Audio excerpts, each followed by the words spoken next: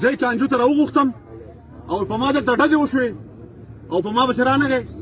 بیا چې موږ هسپتال ته لاړو نو خلک راغلي د دې حاجي صاحب د کور شاته ناست دي د محمد شیخ صاحب ورور څه نوم دی باچا د باچا د کور شاته ناست و زما په کور ډزې کوي. زما سره په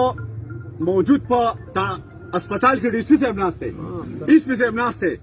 ایس پي صاحب سړي زموږ کور ولي او مهرباني وکړئ ورشئ هلکه زه پیر صاحب کم دی بس دارې ورالم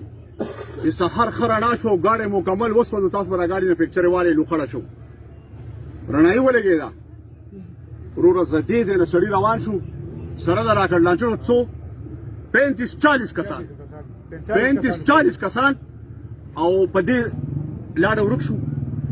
نو زه وایم چې په دې ریاست کې به څوک وخت تېروي که زه په غیره کې اوسېږم یا زه په یو ایجنسۍ کې اوسېږم خو زه هر څه چې زما سره کېږي به ټیک شوه. نو مهرباني دې زموږ ډي پي او صاحب وکړي او ډي جي صاحب دې وکړي چې پیر صاحب دې زما سره کښېنئ مخامخ چې او دا واقعه داسې وه پیر صاحب موجود و دلته که نه و زما کالونه ورته تللي که نه دي تللي. وروره د پیر صاحب په نګرانۍ کې زه ویشتی شوی یم او د دې نه مخکې به ما ته ویې وې تا د طالبانو سره روغه کړله تا د مظفر سره روغه کړله. ما ورته ویل چې بهی زه روغې موغې طالبانو سره نه کوم افضل له اوسه پورې یار نه مدي. بیا طالبانو ته هم دا چینل ورکوم بیا طالبانو خو هم تباه و برباد کا چې ما ولې نو زما ګاډی خو تاسو لیدلی و تاسو ته ما یو ویډیو هم جاري کړی و چې بهی په ما ډزې کوئ چېرته په خوشي ځای کې وکړئ زه به له درشم ما مړ کوئ خو چې زما سره نور زما د ګلونو په شان بچې ته دې ته وګوره د ګل په شان بچي یو مې وراره دا د اوو بچو پلار دا اووه بچي یتیمانان شو. ای ظالمانانو زه تاسو ته مې ټي ټي پي والو خو دې هم تباه و برباد کړه چې دا څنګه تباه یې تاسو به خپل معلومات وکړئ چې تاسو به د کسانو خلکو اجرت شروع کړلی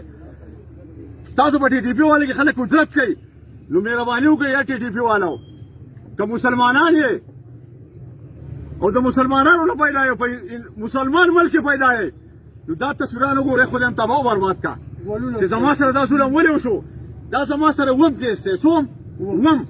چې د یوې سختې نه په ما بلې سخته راځي په ما باندې بېګا یوه نیمه ګنټه ډزې ورېدلي د پولیس په نګرانۍ کې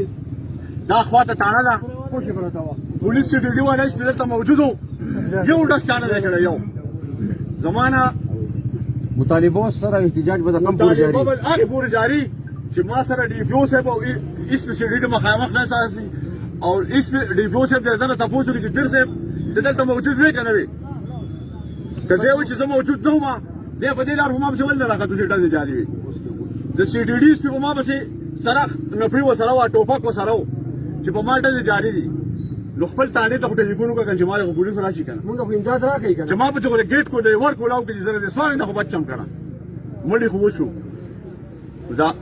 ډزې هم بند شوې زما ګاډي له څوک نه رانغی چې دا سړی به کې سټکولی شو وسوځې چې ده پسې دروازه کولاو کړی و ځای راکوز کړی و لاشونه به تر کم وخته د هغه وخت به پورې پراته چې زما سره پیر صاحب او ډي پي او صاحب ناست دی چې ما سره دلته ناست دی ما سره د پیر صاحب صفایي نه کړې چې پیر صاحب ته یې راوغوښت کانجو ته او بیا پسې شاته را روان وي په ده فایرنګ وشو دا ستاسې مورې نه جوړېږي ستاسې مورې نه جوړېږي چې دا شی په ما نه خلک منې کړي دا سړی سوی دی د دې نه تاسو دا پکچر والې سټکولی شوی دی د ده وزن و 103 کیلو ښه 103 کیلو د ده باندې و د وزن